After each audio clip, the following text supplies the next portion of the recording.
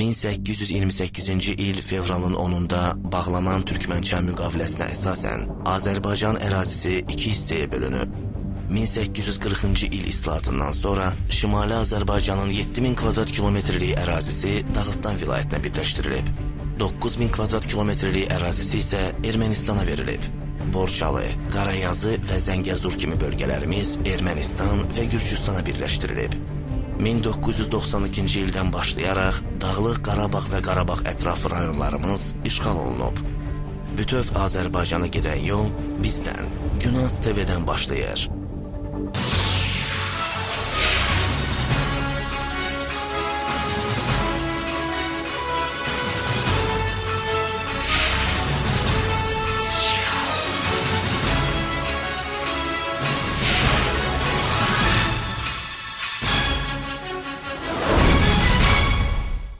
Hər vaxtınız xeyir əziz seyircilər. Güney Azərbaycan televiziyasının həftə sonu proqramında biz dünyada, bölgədə, o cümlədən Güney Azərbaycanda baş verən önəmli hadisələri analiz edirik.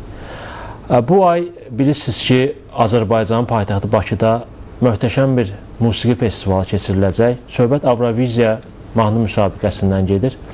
Görünür, İrandakı siyasi və dini dairələr hətta bu müsabiqədən narahat edir. Təbrizdə azsaylı bir radikal qrupu küçələrə töküblər və onlar da bu müsabiqəyə etirazlarını bildiriblər. Ancaq bu etirazın elə bir effekti olmayacaq. İndi də İranda şairləri də hətta həbs etməyə başlayıblar. Mayın 8-də biz həm də Şuşanın işğalının 20 illiyini qeyd etdik. Yeri gəlmişkən, Şuşa məhz Tehranda Azərbaycan, Ermənistan və İran prezidentlərinin məlum anlaşmasından sonra işğal olundu. Bu da İranın dırnaqarası vasitəçiliyindən xəbər verir. 9 mayda bir digər bir tədbir də oldu Bakıda. 9 may Avropa günü kimi qeyd olunur beynəlxalq aləmdə. Bakıda da qeyd olundu və Bakıda çox maraqlı bir toplantı da düzənləndi. Gənclər Klubu İctimai Birliyi təşkil etdi həmin toplantını Diplomat Oteldə. Toplantıya xarici ölkələrin səfirləri də qatılmışdı. Avropa Birliyi Azərbaycan münasibətlərinə toxunuldu həmin toplantıda. Və bu toplantı haqqında biz veriliş boyu da danışacağıq. Ümumiyyətlə, Avropa Birliyi Azərbaycan münasibətləri haqqında. Hələlik isə qonağımızı sizə təqdim etmək istərdim. Bizim gənc fəallardan Zaur Əkbər, Gənclər Klubu İctimai Birliyi və Vətəndaş Koalisiyasının həmtəsisçisidir. Zaur bəy, xoş gəlmişsiniz. Təşəkkür ederim. Zaur bəy, 9 may Avropa gününü Azərbaycanda qeyd etmək hansı zərurətdən yarandı? Əvvəla təşəkkür edirəm studiyaya dəvət etdiyiniz üçün. Bayaqdan kifayət qədər maraqlı və insanların diqqətini cəlb edəcək mövzular ətrafında danışacağımız üçün. Ümumiyyətlə, biz təşkilat olaraq qərb yönümlü bir təşkilatıq. Liberal və demokratik dəyərləri özümüz üçün əsas tutmuşuq. Qərb dəyərlərinin ölkədə xərqləşməsi, xüsusilə vətəndaş cəmiyyətində, gənclər arasında yayılmasında maraqlıyıq. Və bununla bağlı bizim beynəlxalq konferanslarımız da olur və bizim beynəlxalq partnyorlarımız da var. Bu partnyorlardan biri əsası Junior European Federalist, Gənc Avropalı Federalistlər beynəlxalq təşkilatdır. Bu təşkilatın 30 minə yaxın üzvü var və mərkəzi harda yerləşir? Mərkəzi Brüsseldə yerləşir təşkilatın. Biz bu təşkilatın bir sıra beynəlxalq konferanslarında, treninqlərində yaxından iştirak etmişik. Azərbaycandan onların yaxından əməkdaşlıq etdiyi, tərəfdaş kimi görmək istədiyi, gördükləri təşkilat məhz Gənclər Klubu İctimai Birliyidir. Biz onların konferanslarında, tədbirlərində iştirak edərkən onların 9 mayın onların üçün prioritet olduğunu görürdük. Onlar necə önəm verirdilər və sonra əməkdaşlığın nəticəsində elə qərara alındı ki, bizim özümüz də təşəbbüs göstərdik ki, Azərbaycan cəmiyyətində bu heç də qeyd olunmur. Qeyd olunur, sadəcə Avropa Birliyi ölkələrinin səfirlikləri hər hansısa bir resepsiyon düzənləyirlər, dostlarını dəvət edirlər. Sıradan bir tədbir kimi. Bəli, yəni ictimailəşmirdi. Ancaq bu qərarı aldıq biz Gənclər Klubu İctimai Birliyi 2010-cu ildə ilk dəfə Avropa gününü həmən il Avropa Birliyinin yaranmasının 60 illiyi idi, yəni yubiley tədbiri idi. Biz çox yüksək səviyyədə möhtəşəm şəkildə qeyd etdik. Vətəndaş cəmiyyətinin nümayəndələrini, bütün gənclər təşkilatlarının rəhbərlərini, onların nümayəndələrini, beynəlxalq təşkilatların nümayəndələrini, vətəndaş cəmiyyət təmsilçilərini, media nümayəndələrini dəvət etdik. 300 nəfərin iştirakı ilə bir əyləncəli bir tədbir etdik. Bu olub 2010-cu ildə ilk dəfə. Bəli, ilk addımı atdıq, biz təşəbbüs göstərdik və bunun əsasını qoyduq. Və bundan sonra başladı hər il qeyd etmək. 2011-ci ildə biz Avropa birliyini, bayrağını, şuarını üzərində əks etdirən maykalar geyirlər, şəhərdə yürüyüş elə, gəzinti elə, 40-a yaxın gəncin iştirakı ilə. Hətta deyim ki, biz bu proses Nizami heykəlinin önündə toplaşaraq başladı, ta ki bulvarda bizi polis müdaxilə edərək bizi oradan uzaqlaşdırdı. Hətta biz Avropa Birliyi ilə, Avropa Komissiyasından xahiş etmişdik ki, bizə müəyyən məlumat ləvazimatlar versin, insanları maarifləndirək, paylayaq. Ancaq 2 fayda oldu. Yəni polis bizim bütün müdaxilə etdi. Amma deyəsən bu il müdaxilə olmadı. Bu il isə biz konferans şəklində, yəni biz neçə silsilə tədbirlər həyata keçirməklə bunu həyata keçirdik. Bayaq qeyd etdiyiniz kimi bunun ilk birinci mərhələ diplomat oteldə vətəndaş cəmiyyəti, beynəlxalq təşkilatlar və gənclərin media nümayəndələrinin iştirakı ilə Avropa gününün yaranma tarixi ilə siz də orada iştirak edirdiniz, məruzəçilərdən biri idiniz. Birincisi isə bununla tamamlanır. İkincisi isə bizim şəhərdə çıxıb sorğu keçirmək, Avropa gününə insanların münasibətini almaq, buna həyata keçirdik. Həm də bukletlər payladıq. O sorğu nəticələr bəllidirmi? Nəticələri biz Kanal 13 ilə birgə həyata keçirdik. Nəticələr çox acınacaqlı deyil. İnsanlar 9 may ümumiyyətlə çoxluq götürdükdə qələbə gününün olduğunu qeyd edirlər. Təbii, mən yeri gəlmişdən qələbə günü də burada qeyd olunur Azərbaycanda. Yəni qələbə günündə bizim xeyli veteranlarımız, xeyli soydaşlarımız həlak olublar.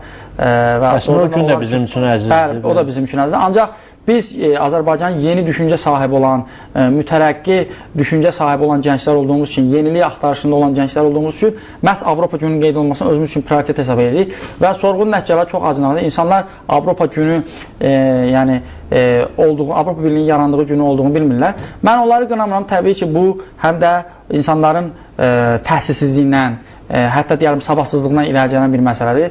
Bizim hakimiyyət kanalları da yaxşı olar ki, məhz Avropa Birliyinin yaranması haqqında müəyyən video çaxları hazırlayırlar, verilişlər hazırlayırlar. Nəzərə alsaq ki, Azərbaycan Avropa Birliyinin üzvü deyil, amma Avropa Birliyi ilə müxtəlif mərhələlərdə müəyyən əlaqələri var, müəyyən layihələrdə iştirak edir. Məsələn, son iştirakı Avropa qonşuluq siyasətindən sonra şərq tərəfdaşlıq proqramı var.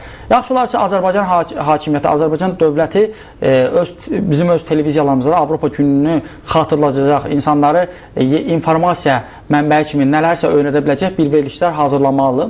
Bundan sonra biz Avropa hərəkatını bilirsiniz, yürüyüş hazırlamışdı, dinç xarakterli, Aznəf meydanından saata doğru. Biz ora qoşulmağa qərar almışdıq. Yəni Avropa hərəkatıyla bir anlaşmamız var, biz ora qoşulacağıq.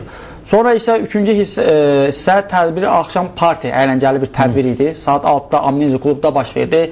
Burada xeyli sayda gənclər var idi və hətta deyərdim, çox yaxşı keçdi. Gənclər əyləndilər. Yəni biz gün ərzində bütün gücümüzü, enerjimizi Avropa gününün qeyd olunmasına, insanların bu haqda məlumat, bilgi əldə etməsinə sərf etdik. Axşam isə yorğunuyuq təbii ki və bu yorğunluğu da bu parti, musiqilər vasitəsilə biz bədənimizdən çıxara bildik, xeyli əyləndik.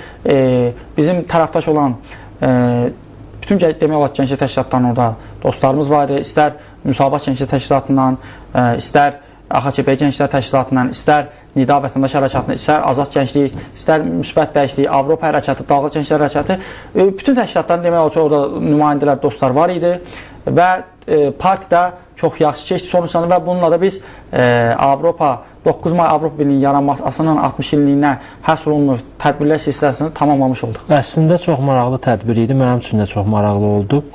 Həmin o birinci hissədə ki, dərin masa keçirildi, Azərbaycan-Avropa Birliyi münasibətlərinə dair müxtəlif fikirlər səsləndi. Tənqidi fikirlər də var idi. Bir qədər ki, münasibətlərin normal olduğunu söyləyən insanlar da var idi. Amma siz özünüz necə qiymətləndiniz bugünkü Avropa Birliyi-Azərbaycan münasibətlərini? Çox yaxşı sualdır. Təbii ki, mən tədbirdə moderator olduğum üçün fikir bildirmirdim. Amma bugün imkanımız var. Amma təbii, təşəkkür edirəm. Ancaq bəli, bugün Azərbaycan, mən gənc tanınmış, həm də aktiv bir gənc olaraq, həm də təşkilat olaraq hesab edirik ki, biz ümumiyyətlə Azərbaycan bir inkişaf xətti olmalıdır. Bu Avropa Birliyini inteqrasiya olmaqdan keçir. Və bizim təşkilat olaraq strateji şüarımızda hamı Avropa Birliyi və NATO-ya doğrudur. Bəli, bugün Azərbaycanla Avropa Birliyi arasında müəyyən münasibətlər var. Bayaq qeyd etdiyim kimi, əvvəllər bu Avropa qonşuluq siyasəti və sonra bu proqram çərçivəsindən biraz inkişaf etmiş formaya keçdi. Bu hazırda şərq tərəfdaşlığı proqramı çərçivəsində davam etdirir. Ancaq mən təəssüflə qeyd etmək istəyirəm ki, Azərbaycan bu proqram çərçivəsində üzərinə düşən öhdəlikləri heç də yerinə yetirmir. Nəinki bu proqram çərçivəsində ümumiyyətlə həm Avropa Şurasının biz üzvüyük, bilirsiniz, yəni Avropa ailəsini özündə birləşdirən bir kifayət qədər nüfuzlu bir qurumdur.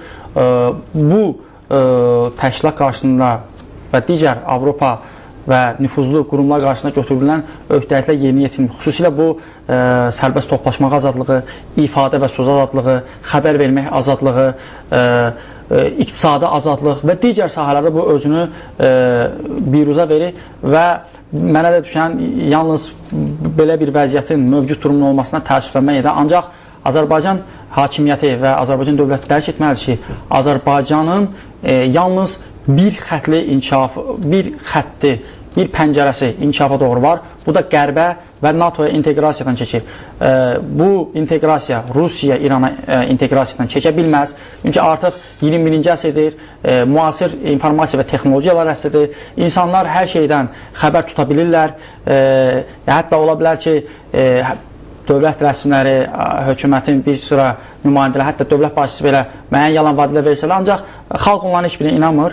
Həqiqət isə göz önündədir. Biz bugün Avropaya inteqrasiya istiqamətində Azərbaycan hakimiyyətinin konkret addımlarını görmürük. Bizim gördüyümüz odur ki, Azərbaycan hakimiyyəti üzərinə götürdüyü öhdəlikləri yerinə yetirmək əvəzinə, oyun qaydalarına riayət etmək əvəzinə Qərb dünyası ilə, azad dünya ilə tarana gedərək onlarla münasibətləri daha da korlamağa meyillidir. Ancaq bu tendensiya çox qeyri-sağlam tendensiyadır, qeyri-sağlam siyasətdir və bu da o deməkdir ki, bu gələcəkdə Azərbaycan üçün çox təhlükəli ola bilər. Və siz də qeyd etdiniz ki, sualların sayı kifayət qədərdir. Azərbaycan-Avropa Birliyi arasındakı münasibətlərdə mən də orada məruzəmdə qeyd etdim, o bölmələri hansı sahələrdə geriləmələr var, sualların sualı çoxdur. Tutaq ki, Azərbaycan Dünya Ticarət Təşkilatının üzvlüyü ləngiyir. Əsas şərtlərdən biridir şərq tərəfdaşlıq proqramında.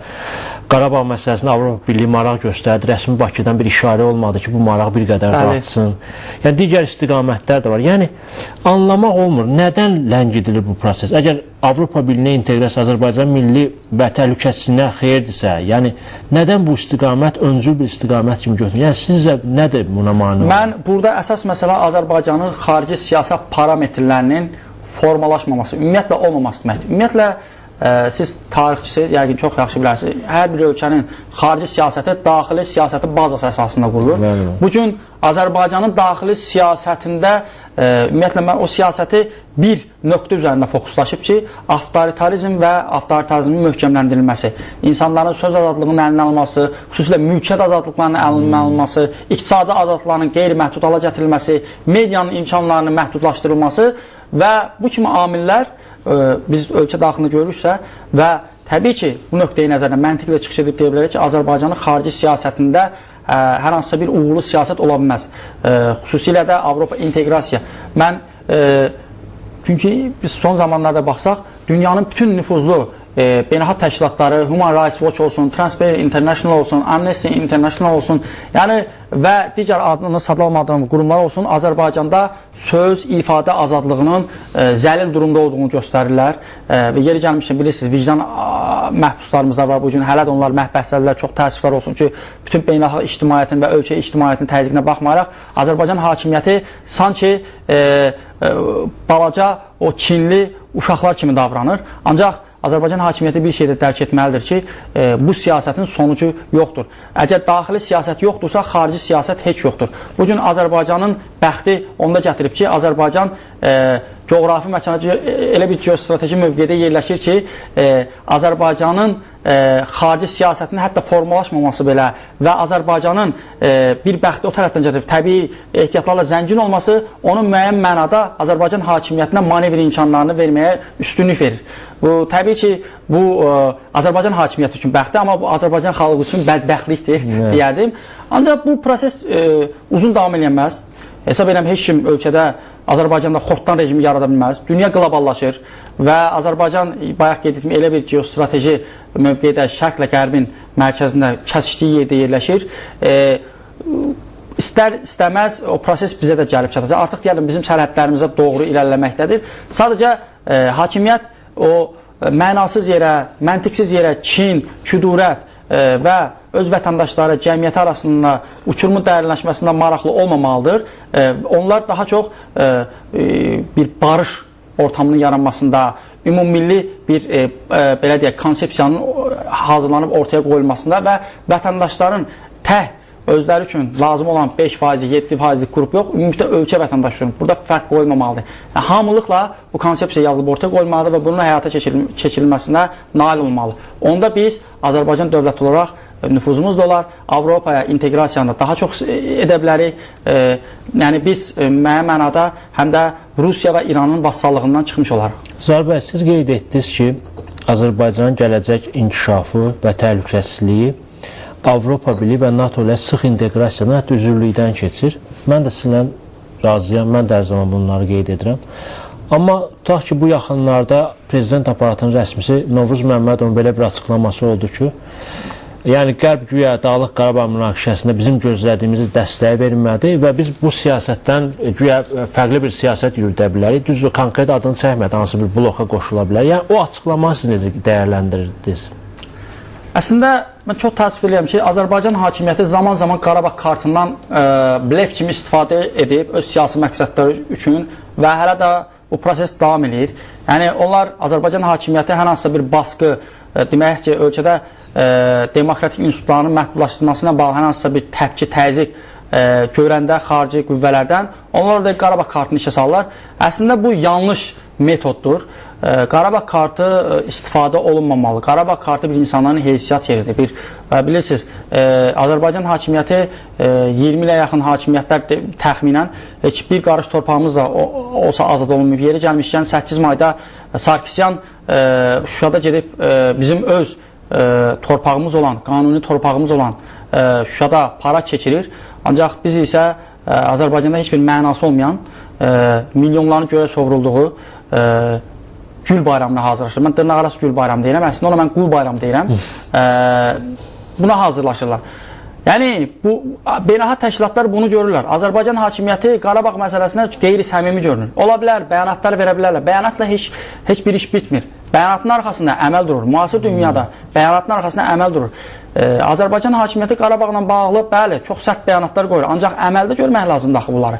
Sən öz insanlarını, mülkiyyətini əlindən alsın, evini başından uçurursan, mətbuat azadlığını məhdudlaşdırırsan, sərbəst toplaşma azadlığını insanların əlindən alsın, ifadə azadlığını əllərindən alsan, insanların sərbəst düşüncə tərzinə malik olmasının qarşısını alırsan. Belə olduğu halda, təbii ki, beynəlxalq təşkilatlar da Qarabağ məsələsində Azərbaycan hakimiyyətinə qeyri-səmimi yanaşacaqlar. Və bu zamanda Azərbaycan hakimiyyəti durub deməsi ki, beynəlxalq təşkilatların Qarabağ məsələsi prinsipial göstərməməsi düzgün deyil. Mən bu münasibəti absurd hesab edirəm.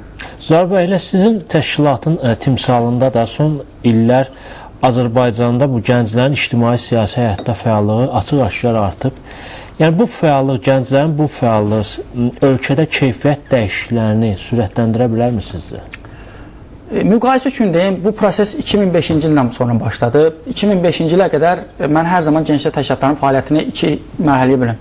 Bir, 2005-ci ilə qədərki dövr və 2005-dən bu yana qədərki dövr. 2005-ci ilə qədərki dövrdə daha çox aktiv kəsim, gənclər, daha çox partiyaların alt qurumlarına, komitələrində təmsil olunan gənclər təşkilatları idi. 2005-dən sonra isə müstəqil gənclər hərəkatları formalaşmağa başladı.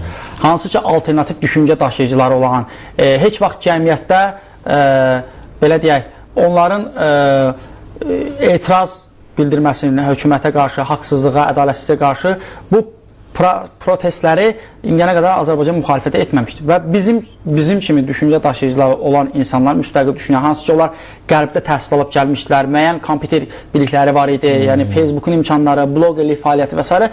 Bu imkanlardan istifadə olundu, gənclər yeni düşüncə sahibləri olaraq meydanlara atıldı. Və bugün, bəli, sizin dediyiniz kimi baxsaq, bugün Azərbaycan cəmiyyətində daha çox aktiv kəsim olan gənclər daha çox yeni düşüncə dair, müstəqil düşüncə sahibi, daşıyıcısı olan insanlar, bəli, bizim müxalifət partiyalarının gənclər təşkilatları çox aktivdir. Mən onlara da şəxsini qiymətləndirib dəstəkləyirəm. Əslində biz bu gün müstəqil gənclər təşkilatları ilə mən heç də bölməzdim onları. Çünki bizim hər birimiz eyni hədəflər uğrunda mübarizə aparır. Sadəcə taktik gedişlər fərqlidir. Bu da normaldır.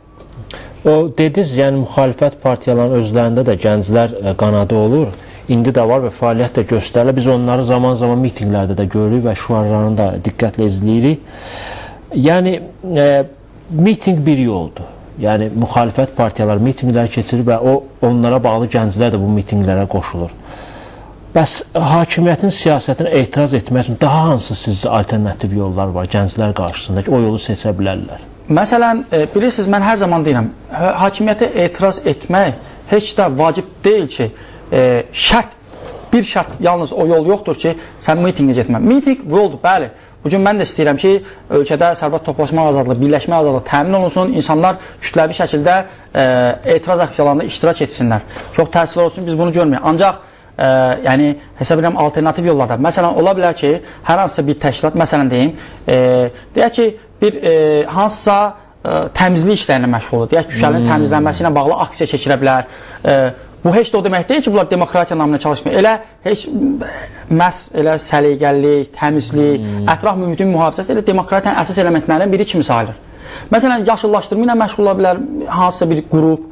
Ola bilər hansısa bir qrup sırf qapalı otaqlarda treninqlər, seminarlar keçə bilərlər, müəyyən diskussiya klubları təşkil edə bilərlər. Yəni vacib deyil ki, mütləq siyasi şüarlarla meydana çıxır. Xeyr, bu heç də demokratiya insan haqlarına xeyir gətirəcək başqa istiqamətdir. Bəli, bəli. Bilirsiniz, biz Fransa burjua inqilabı hardan baş verdi? Klublardan, kitab klublarından baş verdi. Heç də küçələrdən baş vermir. Ancaq mən yenə deyim, bunları deməklə heç də mitinqlərə, küçələrdə mübarizə aparan dostlarımızın əməyini dəyərsizləşdirməm. Elə onların içində olan insanlardan biri də mənəm. Bizim təşkilatın üzvlərdə, müəyyən piketlərdə, ictimai palatanın təşkil etdiyi mitinqlərdə də yəni sərbəst buraxmışıq, iştirak etmişik, mənim özüm də şəxsən. Yəni mən də bunu istəyirəm. Ancaq yəni mitinq heç də ən əsas vacib yol deyil. Başqa istiqamətlərdə, yəni kim səmimi şəkildə Azərbaycanda demokratiya və vətəndaş cəmiyyəti quruculuğunda az da olsa töhfəsini vermək istəyirsə, verə bilirsə, buyursun fəaliyyət göstərsin. Qoy özü seçsin, sərbəst olsun. Özü düşünsün ki, mənim vətəndaş cəmiyyətinə verə biləcəyim töhfə mənim düşündüyüm kimi ola bilər. Ola bilər Facebookda bir qrup yaradılar, virtual olanla diskussiya apara bilər hansısa bir mövzuda. Bu da demokratiyanın, fikir pluralizminin inkişafına töhfə verə bilər. Yəni müxtəlif yollarla. Bence siz daha çox alternativ yoldan danışırsınız. Yəni bu yolda o qazanılan uğurlar necə sizi qane edirmi? O deyəs müəyyən tədbir. Məsələn, bu 9 may gündə elə həmin alternativ yollardan biri. Konferans keçirdi, yürüyüş təşkil olundu. Bununla bağlı deyim, 2005-dən sonra əsas alternativ metodların ölkəyə, belə deyək, import olunmasında, məsələn, flash mobları misal göstərə bilər. Siz 2005-ci ilə qədər Azərbaycan cəmiyyətində heç bir flash mob görə bilməzsiniz. Amma bugün var. Biz, bizim əqidə dostlarımız Adnan və Emin həbs olunanda da, yəni həbsdə olduqları vaxtda bu flash mob keçilmişdik. İlk flash mob yadıma gəlir, biz Şarlara, Eminə və Adnana azadlıq, biz Nizami Heykəlinin yanında aksiyada çox möhtəşəm alınmışdı. Sonra vicdan məhbuslarına bağlı müəyyən flash moblar olub, biz də dəstək vermişik. Müxtəlif, məsələn, Xocalı faciəsi ilə bağlı biz şəhərin mərkəzində çox əla, möhtəşəm bir flash mob təşkil etmişdik. Gələcək İctimai Birliyi ilə bircə. Yəni, flash moblar, bax, bu da demokratiyanın əsasıdır. Yəni, 3 dəqiqalıq iştirak edirsən, mesajı insanlara çatsan, dağılışırsan. Bir də bir var, məsələn, sizin öz üzvləriniz. Məsələn, tədbirləri təşkil edirsiniz. Bəs o müşahidələriniz nədən xəbər verir? O kənardan o ki, izləyicilər var, onlar sizə qoşulurlarmı? Təbii, ətrafda olan gənclərin psixologiyasını biz daha yaxşı bilirik, onların içərisində oluruq. Bilirsiniz, Azərbaycan gəncliyi etiraf edirəm ki, təhsil sarıdan xeyli sarıda boşluq var, problem var. Və bunun əziyyətini məhz bizim kimi təşkilatlar da çəkir. Mən hər zaman deyirəm ki, biz də bu cəmiyyətin nümayəndələriyik. Bizim sadəcə yəni, ictimai cəhətdən fəal olmayan gənclərdən fərqimiz odur ki, biz müəyyən mənada ictimai fəallıq nədir, demokratiya nədir, onu bu kimi bilikləri bilirik və onları praktikada tətbiq edirik. Bütünlüklə insan, hər birimiz üçün, yəni demokratiya təxminələrə, təhsizə və başqasına, demokratiya ümumiyyətlə topluma lazım olan bir şeydir. Və biz tədbirlərdə görürük ki, gənclər daha çox əyləncəli tədbirlərə, daha çox kütləvili olurlar. Və çalışmaq lazım ki, bu nəbzdə tutmaq lazım. Yəni, bir siyasi tədbir elə, məsələn, biz bir siyasi tədbir eləyəndə, bir də biraz avangard tədbir, yəni həm siyasi, həm də əyləncə xarakter qatırıq gözünə ki, gənclərin maraq dairəsinə uyğun olsun. Çünki bunu dəyişmək qeyri-mümkündür. Təhsil dövlət səviyyəsində aparılan bir siyasətdir. Biz ona necə etsək də təsir edə bilmərik. Sadəcə deyə bilərik ki, təhsilimiz çox pis gündədir və s. və l. Ancaq bizim təsir edə biləcəyimiz qüvvələr gənclərdir. Və biz də məcburuq ki, onların istəyinə, onların dünya görüşünə uyğun hansısa çərçivələnmiş tədbirlər təşkil edək. Bir də məsəl üçün biz də və yaxud digər müxalif yönlü gənclər daha çox tənqid edir, nəyisə tənqid edir. Amma bəzən bizə də soruşurlar, yaxşı siz tənqid edirsiniz, yəni bəs nə təklif edirsiniz? Siz də məsələn flashmoblar keçirirsiniz, müəyyən tədbir. Sizin də müəyyən hansısa bir problemlə bağlı nəsə proqramınız, layihələriniz olurmu? Bizim layihələrimiz olub. Biz həm Amerikan Birləşmiş İnkişaf Agentliyindən, həm Almanya Friedrich Ebert fondundan layihələrimiz olub. Sırf, məsələn, USAID-dən olan layihəmiz bizim regionlarda gənclərə bloger təlimlərinin çəkilməsinə bağlı. 16 regionda bu layihəni çox uğurla həyata keçirdi və təlim alan regiondakı dostlarım bugün özlərinin blogları var və yazırlar, bəli, pozurlar, düzdür. Bizə bloger təlimlərini çəkəndə insanlarda müəyyən yazılarında orfoqrafik səhvlər var idi. Təbii ki, bu da təhsilin səviyyəsinin, keyfiyyətinin çox aşağı olmasına. Ancaq yazırlar. Və mən müşahidələrimə baxıram, hələ də olan blog yazıları çox maraqlı. Regionda baş verən informasiya, sosial problemləri qabardırlar. Məsələn, deyək ki, məktəbin qarşısındakı yolun bərbad vəziyyətdə olmasını qabardırlar. Yəni, belə şeyləri çox maraqlıdır. Hansı ki, bunlar o vaxta qədər bu problemləri içində saxlar. Ancaq onlar öz bloglarını yazırlar. Oxuyurlar özdə olan bloglarını. Regionda olan gənclər 30 nəfər, 40 nəfər. Maraqlıdır. Mən göndərirəm, əgər istəsəniz, siz də oxuya bilərsiniz. Sonra Ebert Fondu ilə biz Bakıda bütün gənclər təşkilatların liderləri arasında müxtəlif mövzularda, siyasi mövzularda debatlarını təşkil edirik. Biz hər debatda bir iqtidar tərəfə yaxın, bir müxalif yönlü gənclər təşkilatı rəhbərini çağırırıq və müəyyən diskusiya qoyurduq. Bu layihə çox möhtəşəm layihə, çox təəssüflər olsun ki, bu layihə dayandı, vaxt müddət bitdi, amma düşünürük bu layihəni yenidən başqa formatda. Yəni, konkret fəaliyyətiniz də var, bu çox yaxşıdır. Bir də layihəmiz National End of Democracy-dəndir, Online Human Rights School. Biz bunu tək həyata keçirmirik. Deməli, Free Person insan hüquqları təşkilatı var. Onlarla birgə həyata keçiririk. Azərbaycan Liberal Assosiasiyası birgə. Bu artıq layihənin icrasına başlanır. Bu deməli layihə nədən ibarətdir? Onlayn insan hüquqları məktəbi. Regionlarda olan insan biz bir sayt yaradırıq. Çox gözəl bir saytdır, təşəkkür bir saytdır. Regionlarda olan insanlar Skype vasitəsilə girib canlı olaraq Demokratik və İnsan Hüquqları məruzəçinin məruzəsini dinləyə biləcəklər. Bəli, bu çox əla bir layihədir və könüllü layihələrimiz çoxdur. Yəni biz daha çox fəaliyyətimizi maddi layihələr üzərində qurmuruq. Bunlar olanda olur, olmayanda amma biz... Yəni, daxildən təşəbbüskarlıq da var. Bəli, daxildən təşəbbüskarlıq da var. Biz özümüz də maraqlıyıq gənclərin aktivləşməsində. Bizim universitetlər üzrə koordinatorlarımız olar, gənclərlə işləyirlər. Yəni, bunlar sırf könüllü olan məsələdir. Təbii ki, biz Azərbaycan gəncliyinin, belə deyək, üzdə olan gəncləri və gənclər təşkilatları olaraq və Gənclər Klubu İctimai Birliyi olaraq düşünürük ki, bizim missiyamız heç də hansısa bir qrant layihəsi həyata keçirmir. Bizim missiyamız ölkədə vətəndaş cəmiyyəti və demokratik quruculuğuna hər hansısa bir töhfəmizin olmasını verməkdən ibarətdir. Bu, tarixi bir missiya kimi baxırıq. Zaur bəy, İran, mən giriş nitqimdə söylədim, yəni Avrovision əleyhinə Təbrizdə kiçik bir radikal qruplardan ibarət bir etiraz nümayişi keçiriblər və 2 şair də həbs olunub. İrandakı olayları necə, izləyirsinizmi? Bəli. Təəssüratınız nədir? Ümumiyyətlə, İranla bağlı məsələ gələndə mən biraz çox təəssüflənirəm. Ona görə təəssüflənirəm ki, 75 milyon toplum bizim soydaşımız yaşayan bir məmləkətdə xüsusilə Azərbaycanlara qarşı bir qəddarlıq hiss olunur və bu reallıqda görünür. Molla rejimi, teokratik molla rejimi bizim soydaşlarımız çox amansız davranır.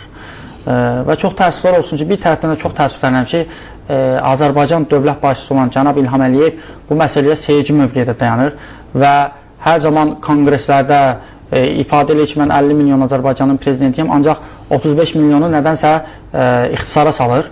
Yəni mən bunu gördüyümdən, təcrübəmdən deyirəm, praktika əsasən deyirəm. Çünki mən indiyənə qədər Azərbaycan dövlət başçısının İranda baş verən proseslərlə bağlı hər hansısa bir münasibətini görməmişəm. Çox təəssüflər olsun ki, ancaq istənilən halda mən Güneydə olan dostlarımızın mübariz əzmini dəstəkləyirəm. Həqiqətən də onların mübarizə qarşısında baş əyirəm. Bütün mərhumiyyətlərə, işgəncələrə, ölüm hədələrinə, hətta mən bilirəm İranda insanları çox, yəni deyərdim 21-ci əsrdə insan ləyaqətinə və şərəfinə yaraşmayan şəkildə işgəncə verib və öldürürlər insanları. Bu çox acınacaqlı haldır.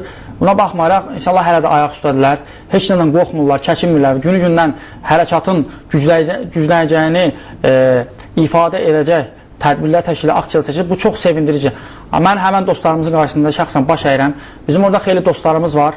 İndi ad çəkmək istəmirəm, ancaq Azərbaycana gələndə onlarla görüşürük, fikir mübadiləsi aparırıq. Oradakı baş verənlər haqqında hansı mətbuatda getmir, daha səhih informasiyalar əldə edə bilirik həmən insanlardan. Yeri gəlmişkən bu yaxınlarda bizim 2 şairimizin orada həbs olunması da çox üzücüdür.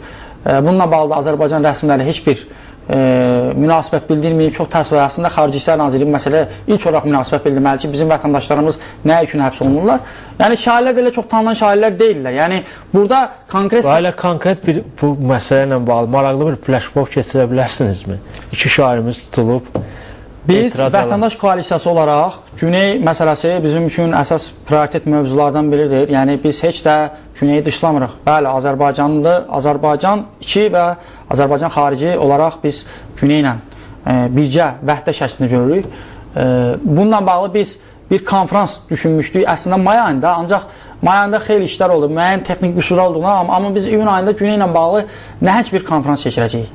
Biz bu konferans Azərbaycan tanınmış otellərindən birində olacaq. Biz çalışacağıq, dostlarımız, özümüz bu maliyyəni özümüz öz cibimizdən verəcəyik, dostlarımızla məsləhətləşəcəyik.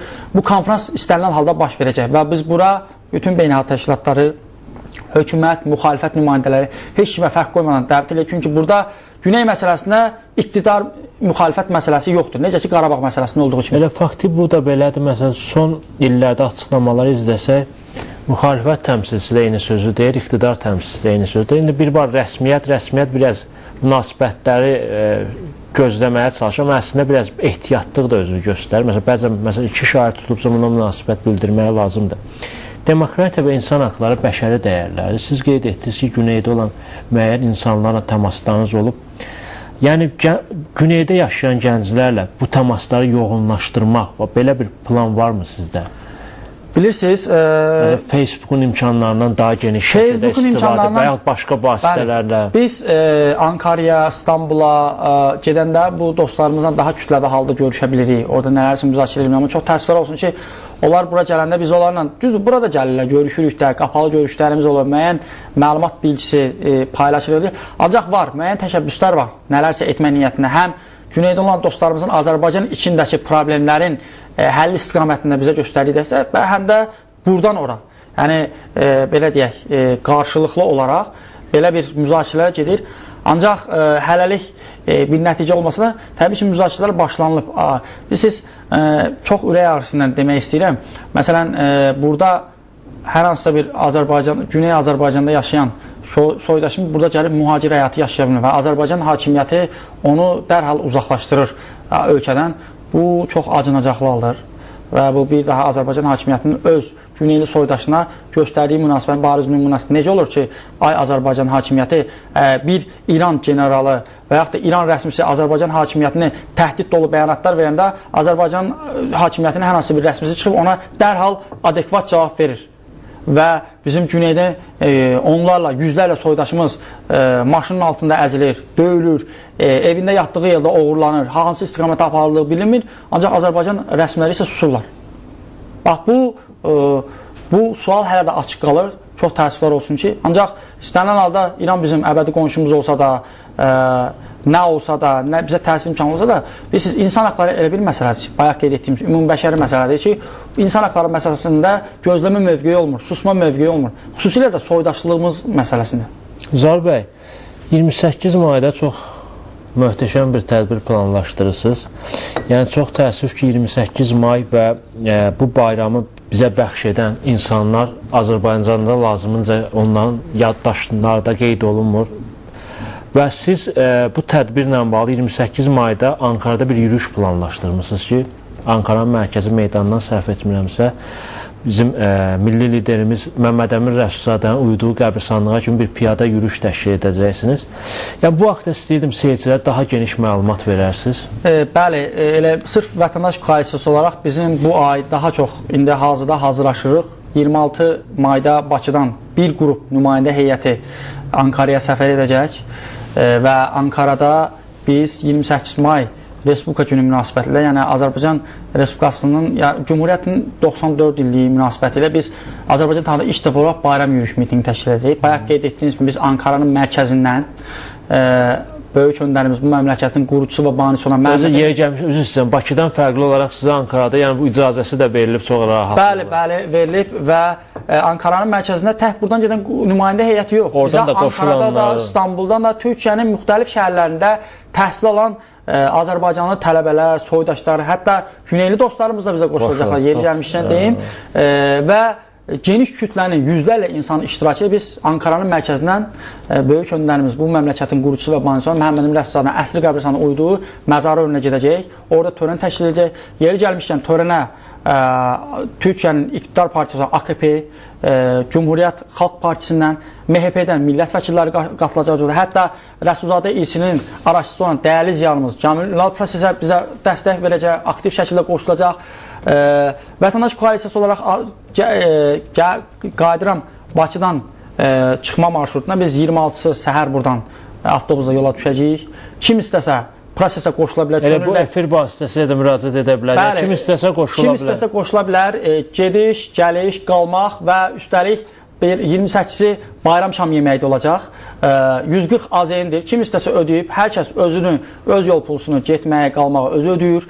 Buradan bizimlə bir qrup jurnalist nümayəndə heyət gələcək. Onlar da öz yol pullarını özləri verəcək. Maraqlılar prosesi işıqlandırmaqda və sözün həqiqi mənasında mən dostlarımıza, vətəndaşlarımıza müraciət etmək istəyirəm ki, Rəsulzadənin qəbrini ziyarət etmək həqiqətən də böyük bir fəxrdir, böyük bir iftixar hissidir.